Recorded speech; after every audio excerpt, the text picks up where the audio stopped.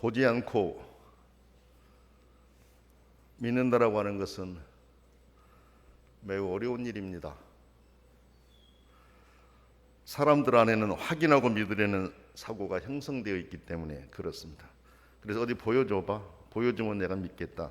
이게 사람들 안에 형성되어 있는 이 일반적인 사고입니다. 그러나 우리는 보지 않고 하나님을 믿고 있으니 정말 놀랍고 귀한 일입니다. 하나님은 우리 눈에 보이지 않습니다. 그러나 우리는 하나님을 믿고 있으며 하나님을 아버지라고 부르고 있습니다. 믿지 않는 사람들이 우리들을 향해서 어리석은 사람들이라고 말할지 모르지만 우리는 어리석은 것이 아니라 위대한 것입니다. 서방을 비롯해서 수많은 사람들이 보이지 않는 하나님을 믿고 있습니다. 의지하고 있습니다. 기도하고 있습니다. 위대하게 삶을 살아가고 있다, 이렇게 말할 수가 있겠습니다. 여러분, 우리는 보이지 않는 하나님을 믿고 있는데 그것도 그냥 단순히 입으로만 믿는 것이 아닙니다. 우리의 시간을 들여서 믿고 있습니다. 그렇게도 아끼는 재물도 들여서 하나님을 믿고 있습니다. 몸으로 헌신하면서 하나님을 믿고 있습니다. 이것이 어찌 단순하게 믿는 믿음이라고 말할 수가 있겠습니까? 그렇지 않습니까? 이것은 정말 내 생명과 같은, 또는 생명을 내놓고도 믿고 따라가는 이 소중한 길, 그래서 우리는 너무나도 놀랍게 은혜를 받고 있는 사람들입니다. 여러분 보세요. 우리가 이렇게 하나님을 믿으면서 시간을 드리고 재물을 드리고 몸으로 헌신하면서 하나님을 믿고 있다라고 하는 것은 하나님, 내가 사랑하고 의지합니다 라는 것을 확증하는 것입니다. 확증하는 것입니다. 우리는 성경에 기록된 말씀들을 억지로 믿어보려고 노력해서 믿지 않습니다. 자연스럽게 믿어집니다. 안 믿어지는데 왜 이건 내가 믿어봐야지, 왜 안 믿어지지, 주여 믿게 해주시옵소서라고 기도해서 믿어지는 것이 아닙니다. 그냥 믿어집니다. 때로는 성경에 이런 내용이 있네, 이런 내용이 정말 내가 믿어지지, 이해가 안 가는 부분이 있다고 할지라도 하나님이 하신 일이니까 그렇구나, 이렇게 우리는 받아들입니다. 최고의 이성과 합리적인 사고를 하는 존재라고 하는 사람들이지만은 그런 조건을 넘어선 믿음이 있으니 얼마나 소중합니까, 여러분? 그렇지 않습니까? 그런데 이것은 다 하나님의 은혜입니다. 내가 그렇게 하려고 한다고 된 게 아닙니다. 하나님의 은혜입니다. 은혜가 아니면 이렇게 다 믿어질 수가 없습니다. 그래서 어떤 신학자는 나는 알기 위해서 믿는 것이 아니라 불합리하기 때문에 믿는다라는 표현을 했습니다. 합리적이면 과학입니다. 합리적이면 과학입니다. 신앙은 과학을 넘어선 것입니다. 그렇지 않습니까? 그래 우리는 이렇게 모든 것이 믿어지는 이 은혜 안에 있습니다. 우리가 다 믿어진다라고 하는 것은 우리가 하나님의 자녀가 되었다라는 증거입니다. 하나님의 자녀이기에 우리는 다 믿어지는 것입니다. 하나님께서 은혜를 주셔서 우리로 하여금 믿어지게 한 것입니다. 그러므로 더 확고한 믿음 위에서 더욱 굳건하게 감사하면서 이 길을 가야 됩니다. 성경을 보면 예수님을 따르던 사람 중에는 늘 표적을 구하는 사람들이 있었습니다. 예수님을 따라다니는 무리 가운데 표적을 구하는 사람들이 있었다라는 말씀입니다. 그렇다고 예수님이 행하시지 않았느냐? 아닙니다. 예수님께서는 이미 수많은 표적들을 행하셨습니다. 그 사람들 앞에 보여주었습니다. 예수님이 하나님의 아들이시라는 표적을 그들에게 나타냈습니다. 사람들이 행할 수 없는 그런 기적들을 수도 없이 행해서 보여줬습니다. 병자를 고치시고 5천 명을 먹이시고 자연도 다스렸습니다. 풍랑을 잔잔케 하셨습니다. 바다를 잔잔케 하셨습니다. 이 모든 일, 예수님이 하나님이시라는 것, 하나님의 아들이시라고 하는 것, 하늘로부터 오신 분이시라고 하는 것을 증명해 보이는 그런 내용이었습니다. 그뿐만이 아닙니다. 구약에서 메시아가 오시면 일어날 것이라고 예언되어 있었던 그 모든 것들을 예수님은 다 행하셨습니다. 그래서 세례 요한이 감옥에 갇혀 있으면서 자기 제자들을 보내가지고 예수님이 정말로 구약에서 예언되어 있는 그분인가 좀 확인하고 오라고 했습니다. 세례 요한이 보낸 사람들이 왔을 때 예수님께서는 지금 행하고 있는 일들을 가서 전해주라 그랬습니다. 다른 말들로 내가 메시아다 이렇게 설명하려고 하지 않았습니다. 지금 눈으로 보고 있는 이것들을 그대로 전해주라 그랬습니다.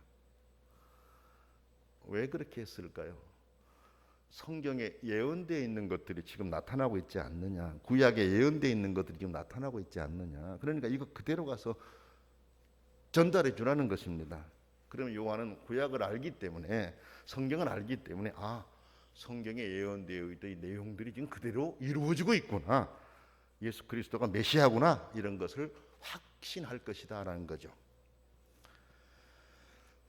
여러분 38절 말씀을 보게 되면 서기관과 바리새인들 중에 몇 사람이 예수님께 표적을 보여달라 그랬습니다. 앞에 말씀드린 것처럼 이미 많은 표적을 보았으면서도 다시 구한 것입니다. 그들이 구한 표적은 하늘로부터 오는 표적이었습니다. 예수님이 하나님의 아들이라는 것, 하늘로부터 오신 분이라는 걸 좀 보여달라는 것입니다. 누가복음 11장 16절에 그 내용이 정확하게 기록되어져 있습니다. 그런데 여러분, 누가복음을 보게 되면 그들이 하늘로부터 온 표적을 구한 이유가 나옵니다. 그 이유가 뭐냐? 시험하기 위함이다 그랬습니다. 우리가 매일매일 말씀 묵상을 통해서 이 부분을 다뤘습니다. 누가복음 11장. 그렇죠? 이 사람들이 예수님이 하늘로부터 온 표적을 보여달라고 한 이유는 믿기 위해서가 아니고 시험하기 위해서 그랬다라는 것입니다. 그러니까 그들의 마음은 처음부터 믿으려는 생각이 없었습니다. 처음부터 마음을 닫고 있었습니다. 이유를 찾아서 예수님을 곤란하게 만들기 위해서 그런 요구를 했습니다. 시험하기 위함이라는 게 바로 그런 뜻입니다. 그런 뜻입니다. 참 안타깝고 불행한 일이다, 이렇게 우리가 말할 수가 있겠습니다. 그런데 성경을 보면 모든 사람이다 그런 생각을 가는 것이 아니었습니다. 무리들은 놀랍게 여겼다 그랬습니다. 그렇게 생각하는 소수의 사람들이 있었다라고 말씀한 거죠. 누가복음 11장 14절로 16절 보면 나옵니다. 마음을 열어놓고 마음이 열린 사람들은 예수님이 행하신 그 놀라운 일들을 보고 놀랍게 여기면서 받아들이고 믿었던 것이죠. 그러나 마음을 닫고 있는 사람들은 또 보여달라, 하늘로부터 온 증거를 보여달라, 시험하기 위해서 트집 잡아서 넘어지게 하려고 한 것이었다라는 것을 성경은 정확하게 밝혀주고 있습니다. 표적을 구한 사람들은 자기들이 눈앞에서 일어나고 있는 일들을 직접 목격하면서도 마음이 닫혀서 예수님을 믿지 않았었는데, 오늘 우리는 어떻습니까? 오늘 우리는 우리 눈앞에서 직접적인 현상으로 나타나고 있지는 않지 않습니까? 우리는 성경에 기록된 내용을 통해서 우리는 믿고 있지 않습니까? 그렇지 않습니까? 그때 그들은 직접 예수님이 무리로 걸으신 것을 보았습니다. 병자를 고친 것을 보았습니다. 5천 명을 먹이고도 12광길이 남은 것을 다 보았습니다. 그러나 우리는 지금 그때 일어난 일을 성경이 기록되어 왔는데 그때 일어난 일을 기록해 놓은 성경을 보면서도 우리는 의심하지 않고 믿고 있습니다. 직접 보면서도 믿지 않았는데 우리는 지금 기록되어 있는 성경을 믿고 있다라는 것, 정말로 귀한 일입니다. 그 기적들이 오늘 우리의 삶 속에도 능력 있게 나타나기를 구하고 기다리면서 믿음의 길을 가고 있습니다. 성경에 일어났던 수많은 일들이 우리 현실 안에 나타날 수 있기를 소망하면서 하나님께 기도하고 이 믿음의 길을 가고 있습니다. 이것은 예수님이 하나님의 아들이심을 믿는다는 것을 의미합니다. 그분이 나를 위해 오신 분이라고 하는 것을 믿는다는 것입니다. 지금도 나를 위해 일하고 계신 분이라는 것을 내가 믿고 있다는 것입니다. 그와 같은 믿음으로 하나님을 의지하고 하나님의 도우심을 기대하면서 기도하는 여러분들에게 도우시는 하나님의 역사가 능력 있게 일어나기를 축원합니다. 예수님은 표적을 구한 사람들을 향해 이렇게 말씀하셨습니다.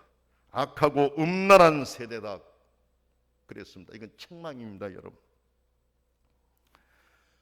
이것은 표적을 구한 것은 믿기 위한 보증을 구한 것이라는 거죠. 내가 믿어보려고 하니까 좀 뭔가를 증거를 좀 보여달라, 보증을 지금 구한 것이잖아요. 여러분요, 보증이 요구되는 곳에는 더는 신뢰가 적용할 수가 없습니다. 남편이나 아내가 서로 만족하지 못하고 사랑의 증명을 요구한다면 사랑의 종말을 뜻할 수 있어요. 하나님을 믿으려는 마음이 아니라 증거를 요구하는 것은 불신의 의미이기에 책망받을 수밖에 없다라는 것입니다. 이들은 하나를 보이면 또 다른 하나를 요구할 것입니다. 왜 그럴까요? 처음부터 믿으려는 마음이 아니라 시험하려는 의도로 시작했기 때문에 그렇습니다. 이런 사람들이 아닌 것에 감사하면서 즐거움으로 하나님을 섬겨갈 수 있기를 원합니다. 자, 예수님은 요나의 표적밖에는 보일 표적이 없다 그렇게 말씀하셨어요. 표적을 보여달라고 하니까 오늘 여기서는 지금 그렇습니다. 마태복음에서는 요나의 표적밖에는 보일 것이 없다라는 거죠. 요나의 표적을 보여주겠다라는 거거든요. 자, 요나가 밤낮 사흘 동안 물고기 뱃속에 있었다라는 거죠. 그런데 살아났잖아요. 사흘 후에 다시금 자기가 가기 싫었던 니느웨 땅으로 가서 회개의 내용을 전했지 않습니까? 그러니까 예수님께서도 죽으셔서 땅 속에 사흘이 있다가 부활할 것이다 라는 것을 말씀하신 것입니다. 그런데 심판 때에 니느웨 사람들이 이 세대 사람들을 정죄하리라 그랬어요. 왜 그랬을까요? 그들은 요나의 설교를 듣고 회개했지만 이 세대 사람들은 그렇지 않기 때문이다라는 것입니다. 여러분 성경의 그 내용을 한번 보시면은 뒷부분을 볼까요? 12장 38절 41절을 볼게요. 심판 때 니느웨 사람들이 일어나 이 세대 사람들을 정죄하리니 이는 그들이 요나의 전도를 듣고 회개하였거니와 요나보다 더 큰 이가 여기 있으며 그랬습니다. 그 뒤에 내용도 보면 심판 때 남방 여왕이 일어나 이 세대 사람을 정죄하리니 이는 그가 솔로몬의 지혜로운 말을 들으려고 땅끝에서 왔음이니와 솔로몬보다 더 큰 이가 여기 있느니라 이렇게 말씀하고 있습니다. 요나가 물고기 뱃속에서 사흘이 있었어요. 살아난다라고 하는 것은 불가능한 일인데 그는 살아났습니다. 살아나서 니느웨에 가서 회개하라고 외쳤습니다. 이때 요나의 설교를 들은 사람들이 회개했습니다. 회개가 일어났습니다. 그런데 예수님 당시 그 사람들, 표적을 구한 그 사람들은 그렇지 않았다는 것입니다. 회개하는 것이 아니라 시험하려고, 넘어지게 하려고, 책을 잡으려고 계속해서 표적만을 구하고 있었다는 것입니다. 예수님은 요나보다도 솔로몬보다도 더 크신 분이신데 믿지 않았으니 그들이 증인이 되어서 이 세대 사람들을 정죄할 것이다 라는 거죠. 우리는 그때 요나의 설교를 듣고 회개했는데 요나보다 더 크신 메시아이신 예수 그리스도의 설교를 듣지 않았지 않느냐, 듣고도 회개하지 않았지 않느냐라고 해서 정죄할 것이라는 것입니다.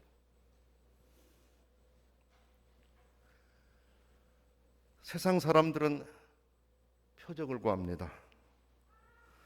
표적을 구한 사람들은 처음부터 믿으려는 마음을 가지고 구한 것이 아니라는 거죠. 시험하기 위함이었다라고 말씀을 드렸어요. 트집 잡기 위함이었다라고 말씀드렸습니다. 그러므로 그들의 귀에는 좋은 것이 들어올 리가 없습니다. 좋은 것이 들어오지가 않습니다. 그들의 눈에는 아름다운 것이 보이지 않습니다. 아름다운 것이 보일 리가 없습니다. 성경에서 표적을 구한 사람들도 자신들의 바로 앞에서 놀라운 기적들이 일어나고 있었습니다. 그런데도 또 다른 표적을 구하고 있지 않습니까, 여러분? 마음이 바르지 않아서 바른 것이 보일 수가 없었습니다. 여러분, 불신앙은 기적들을 통해 그리고 기적들을 알게 된다고 해서 제거될 수 있는 것이 아닙니다. 기적들이 일어난다고 해서 그 불신앙이 제거된 건 아니라는 것이죠. 여러분이 아는 것처럼 출애굽 당시에 하나님께서 모세를 통해 얼마나 많은 기적을 행했습니까? 그렇죠. 그들의 마음은 돌이키지 않았습니다. 엘리야와 엘리사 때를 보세요. 완전 드림팀이었습니다. 두 사람이 얼마나 많은 일들을 행했었습니까? 그러나 그들은 믿지 않았습니다. 마음을 열지 않았습니다. 왜 그렇습니까, 여러분? 그들의 생각 안에 이미 불신이 있었기 때문에 수많은 것들도 억지로 거부하려고 했기 때문에 그런 것입니다.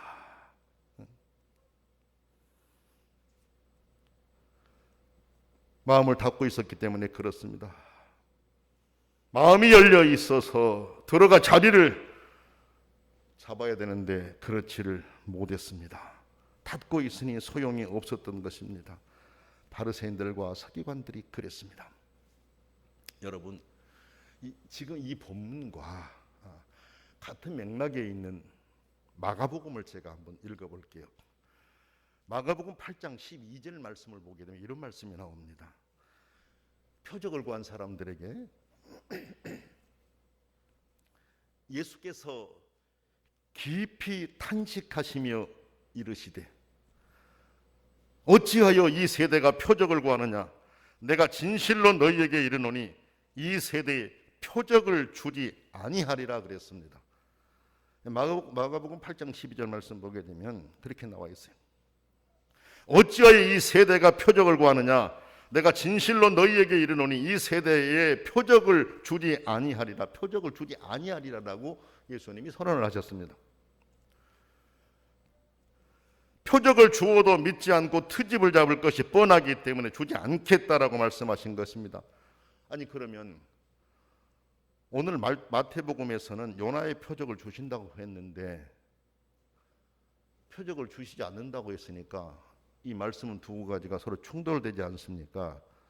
이렇게 생각할 수 있습니다. 그러나 같은 맥락입니다. 같은 맥락의 다른 표현이다 이렇게 보면 됩니다. 뒤의 내용을 보면 그들은 믿지 않을 것이기 때문에 요나 시대의 사람이나 남방 여왕이 이 세대 사람들을 정죄하리라 하고 있지 않습니까? 그렇죠. 이것은 믿지 않았기 때문이라는 것을 증명해 보이고 있는 거예요.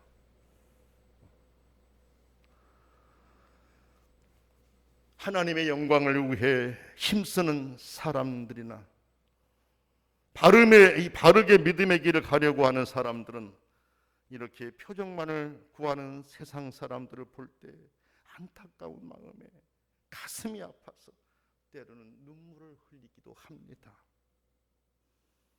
그렇지 않습니까? 우리들의 마음이 그렇지 않습니까, 여러분? 우리가 복음을 전하여도 예수 그리스도를 전하여도 마음을 열어 받아들이려 하지 않고 표적을 구하고 있으니 너무 아픈 것이죠. 아픈 것이죠. 성도 여러분, 보지 못하고 믿는 자들이 복이 있다라고 말씀하셨습니다. 요한복음 20장 29절에 그렇게 말씀하셨습니다. 오늘 우리는 모두가 다 표적을 구하는 믿음이 아니라 보지 않고 믿고 감사하면서 따르는 신실한 성도들입니다. 그래 우리는 참 복 있는 사람들입니다. 복 있는 사람들입니다. 그러나 우리가 이렇게 복된 길에 들어섰으니 하나님의 은혜를 입었으니 더 많은 사람들이 하나님 아버지의 은혜를 입을 수 있도록 우리들은 더 많이 기도하고 더 많이 복음을 전해야 됩니다. 그래서 우리와 같이 말씀의 내용들이, 복음의 내용들이 믿어져서 같이 은혜의 자리에서 충만한 삶을 살아가는 자가 많아질 수 있도록, 하나님의 나라가 더 확장되어 갈 수 있도록 주신 사명을 잘 감당해 갈 수 있기를 원합니다. 기도하겠습니다. 전능하신 하나님 아버지, 시험하기 위해서 표적을 구하는 자들이 아니라 지금 우리 눈앞에 일어나는 것이 아니라 이미 2000년 전에 일어났던 내용들을 기록해 놓은 하나님의 말씀 성경을 통해서도 우리가 그 사실을 믿게 하시니 감사합니다. 그 은혜를 입게 하셨으니 감사합니다. 표적을 구하는 세대에 은혜를 입은 저희들이 더 많이 기도하게 하시고 복음을 바르게 전해 주어서 우리와 같이 주의 은혜 안에 있는 자들이 많아질 수 있도록 사명을 바르게 감당해가는 하나님의 사람들이 되게 해 주시옵소서. 예수님의 이름으로 간절히 기도드립니다. 아멘.